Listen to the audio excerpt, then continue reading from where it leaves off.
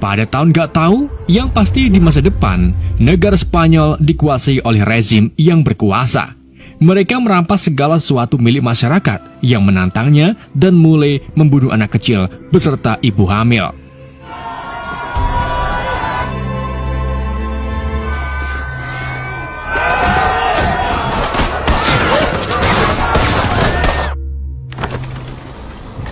Dalam situasi seperti ini, sepasang suami istri bernama Nico dan Mia yang sedang hamil tua melakukan rencana untuk pindah ke negara Irlandia dengan cara menyusup ke dalam kontainer kapal kargo. Tidak cuma Nico dan Mia, beberapa keluarga juga nekat melakukan hal yang sama karena mereka ingin sekali keluar dari negara yang sangat kacau ini. Untuk masuk ke dalam kargo tentunya tidak gratis. Nico dan Mia harus membayar para penyelundup dengan uang banyak. Tapi karena Nico kekurangan duit, ia pun meminta Mia untuk melepaskan cincin pernikahan mereka. Keduanya lalu dimasukkan ke dalam kontainer bersama para warga dan ibu hamil lainnya. Nico kemudian mengharapkan kalau bayinya perempuan dan akan diberikan nama Noah. Namun sebaliknya, Mia malah ingin anak laki-laki supaya besar nanti anaknya bisa menjadi Power Ranger.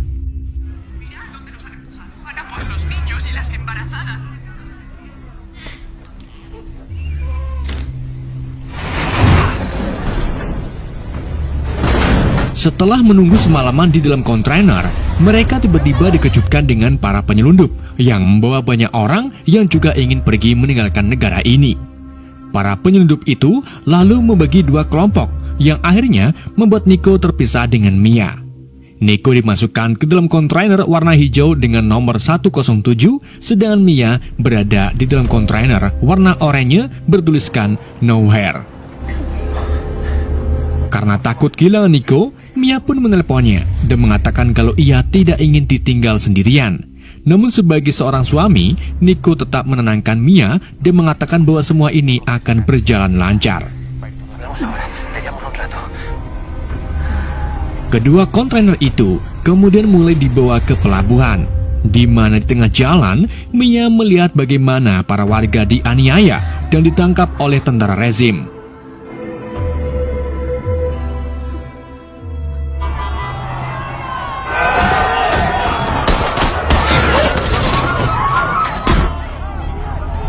Sesampainya di pelabuhan, mereka harus melewati pos pemeriksaan yang dijaga oleh tentara rezim berpakaian merah hitam seperti bendera partit.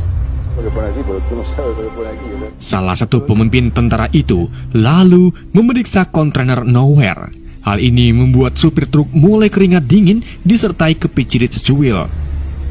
Untungnya, saat tentara itu masuk ke dalam, ia tidak menemukan orang-orang karena ternyata Mia dan para penumpang bersembunyi di balik besi kargo.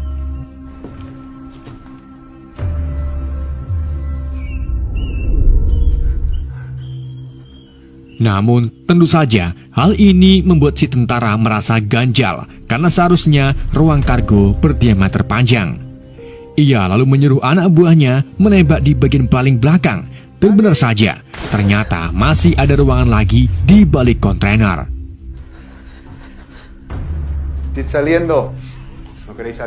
Para tentara kemudian menawari mereka untuk keluar. Jika tidak, maka mereka akan membunuh semuanya. Mia yang panik bahagia lalu berinisiatif menaiki box pengiriman. Saat salah satu penumpang menampakkan dirinya, para tentara itu malah membunuhnya dan memerintahkan anak buahnya untuk membunuh semua penumpang termasuk anak kecil.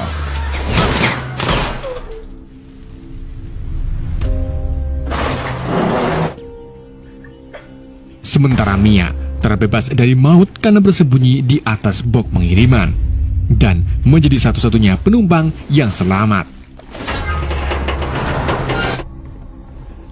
Setelah dibersihkan, Nowhere diangkat ke dalam kargo kapal dan akan dikirim ke Irlandia. Mia yang khawatir dengan Nico lalu mencoba menelponnya, tetapi sayangnya tidak ada jawaban.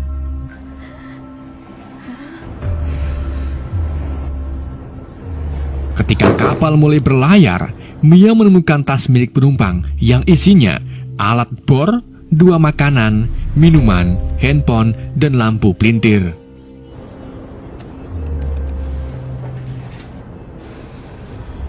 Malam harinya, Mia tiba-tiba dibangunkan oleh guncangan. Saat mengintip melalui lubang, ternyata kapal kargo sedang dihantam oleh badai besar. Mia kemudian berteriak meminta tolong kepada para penyelundup, namun mereka tidak mendengarkannya. Sampai akhirnya, beberapa kontainer jatuh ke lautan, sedangkan Mia terbentur dan pingsan.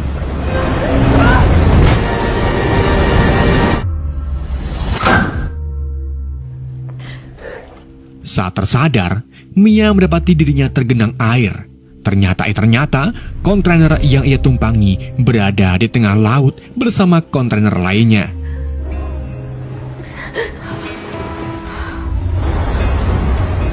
Tidak cuma itu, LCD HP Mia juga retak akibat terbentur yang mengakibatkan ia tidak bisa mengakses pola PIN-nya.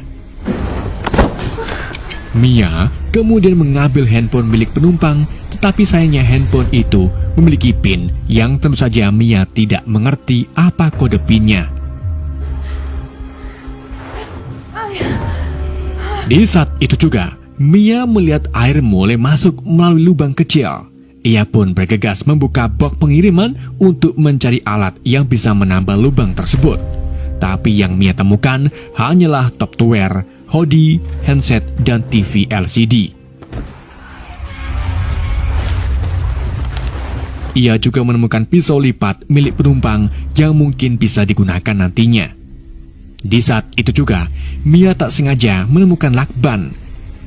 Ia pun segera menempelkan lakban itu ke area lubang, sehingga air tidak bisa masuk meskipun bersifat sementara. Ketika Mia membuka buku catatan keluarganya, tiba-tiba ia mendengar suara jeritan. Suara jeritan itu ternyata berasal dari kontainer hijau 107 yang mulai tenggelam. Menyadari Nico ada di dalamnya, Mia pun mencoba berteriak dan mengganti telepon penumpang dengan kartu SIM-nya. Namun saat ditelepon, Nico tidak mengangkatnya sampai akhirnya kontainer itu tenggelam bersama orang-orang di dalamnya. Mia pun menangis histeris karena sadar kalau Nico tidak mungkin selamat.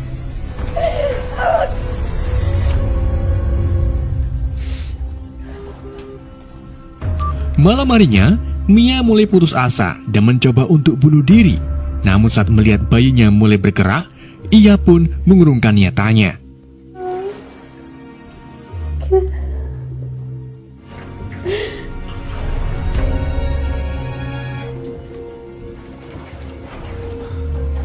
Singkat cerita, saat Mia tertidur, ia bermimpi box yang masih di atas jatuh dan membuat kontainer tenggelam.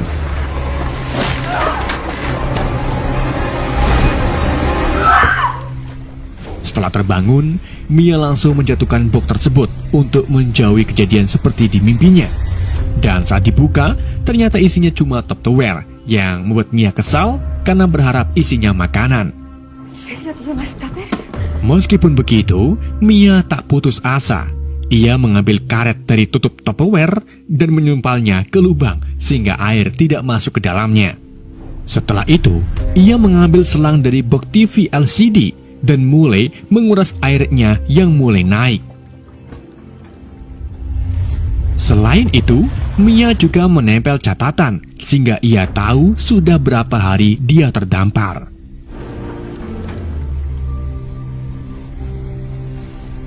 Saat Mia sedang menata peralatannya, tiba-tiba telepon berdering. Telepon itu ternyata dari Nico yang masih hidup karena sebelumnya para penyelundup membuang Nico sebelum masuk ke pelabuhan. Mia lalu memberitahu Nico bahwa dirinya terjebak di dalam kontainer yang terombang-ambing di tengah lautan. Mendengar hal itu, Nico pun kebingungan. Tetapi ia tetap optimis kalau dia akan segera menjemput Mia.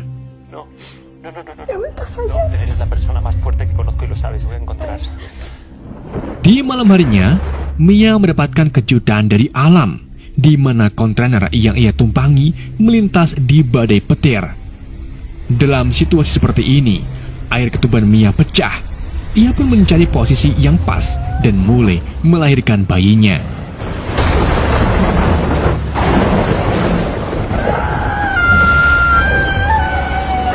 Setelah ngeden-ngeden, Mia akhirnya berhasil melahirkan bayinya yang berjenis perempuan. Awalnya, si bayi tidak bernafas, tetapi setelah dipuk-puk oleh Mia, si bayi akhirnya bisa bernafas dan mulai menangis.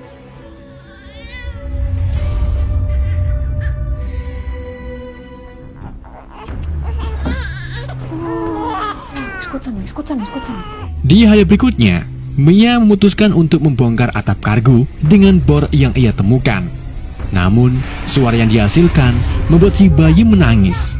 Ditambah lagi, air ASI Mia belum juga keluar.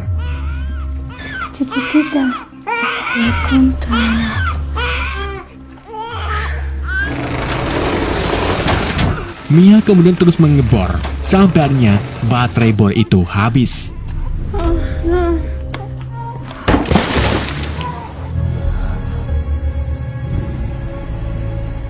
Mia kemudian dibuat kesal dengan HP Android-nya yang sama sekali tidak bisa mengakses pola. Di saat itu juga, Mia melihat pisau lipat memiliki gergaji.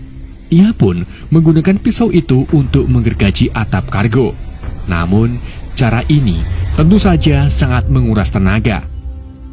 Ditambah lagi, persediaan pangan Mia sudah habis. Malam harinya, Mia benar-benar merasakan lapar yang sangat lapar. Ia lalu mencari ari-ari bayinya dan terpaksa memakannya untuk mengisi tenaga.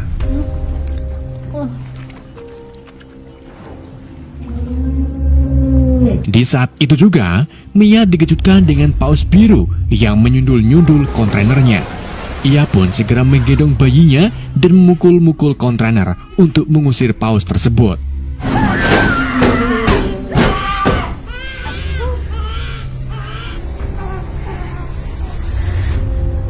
Di hari berikutnya, Mia kembali menggergaji atap dengan pisau lipat.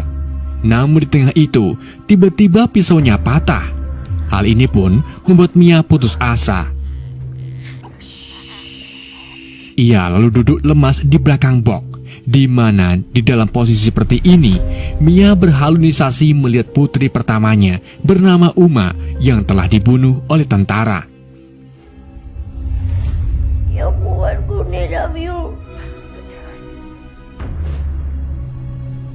Mia kemudian disadarkan oleh air hujan yang mulai memasuki atap. Mengetahui air hujan bisa diseruput, ia pun mengambil beberapa Tupperware untuk menampung air hujan. Ketika Mia membuka kotak kaleng makanan, ia mendapatkan ide cemerlang, di mana ia nekat membenggang atap yang ia lubangi dengan tali.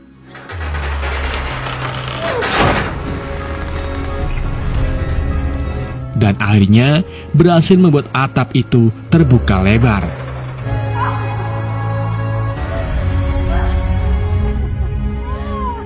Ia lalu membawa bayinya keluar sehingga ia bisa menghirup udara segar dan terkena sinar matahari.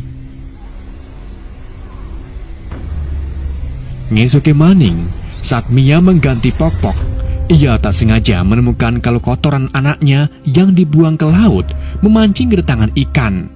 Tanpa pikir panjang, Mia pun membuat tombak ala kadarnya dan mulai melemparkannya ke arah ikan-ikan. Namun usahanya itu sia-sia karena si ikan jago ngegocek.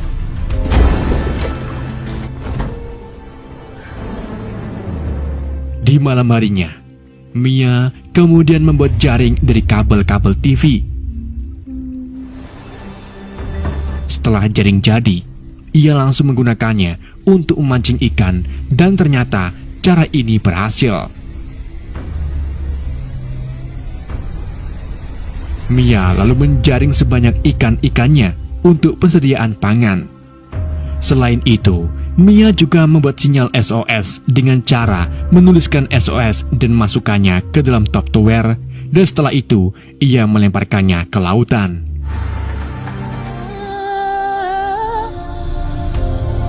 Di mengine-maning, Mia mendengar suara ketukan dari luar. Ia lalu membawa bayinya keluar dan menemukan bahwa suara itu berasal dari top tower SOS-nya. Di waktu yang sama, Mia mendapatkan telepon dari Nico. Karena tombol angkatnya cuma berapa senti saja, jadi Mia pun bisa mengangkat telepon tersebut. Nico kemudian berbicara dengan Mia dengan nada tertati-tati. Rupa-rupanya, Nico baru saja mencuri skateboard, tetapi ia terkena tembakan tentara yang membuatnya kehilangan banyak darah. Maka dari itu, Nico ingin mengucapkan selamat tinggal kepada Mia. Sebelum meninggal, Mia memberitahu Nico kalau bayinya akan diberi nama Noah sesuai permintaan Nico.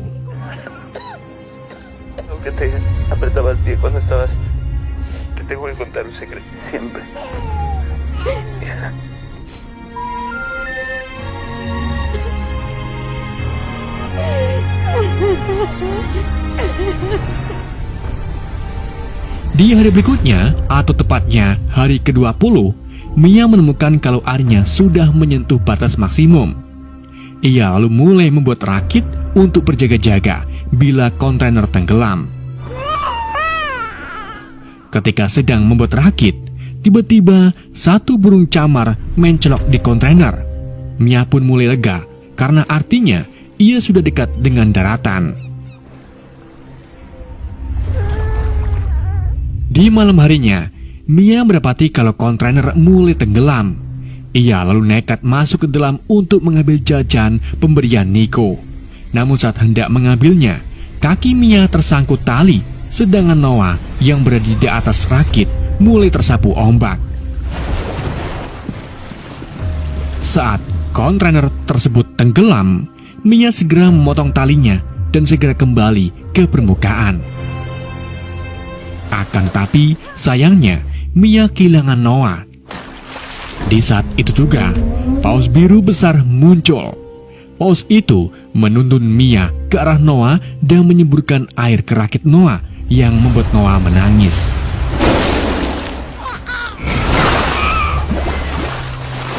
Mia lalu mendekati putrinya, tetapi ia tidak bisa naik karena rakitnya terlalu kecil. Yang bisa Mia lakukan hanyalah ceklan rakit tersebut dan mengikat dirinya dengan rakit. Di pagi harinya, Mia mulai kelelahan dan kedinginan. Sebelum jatuh pingsan, ia sengaja membuang sisa-sisa ikan ke laut agar burung camar mendekati rakitnya.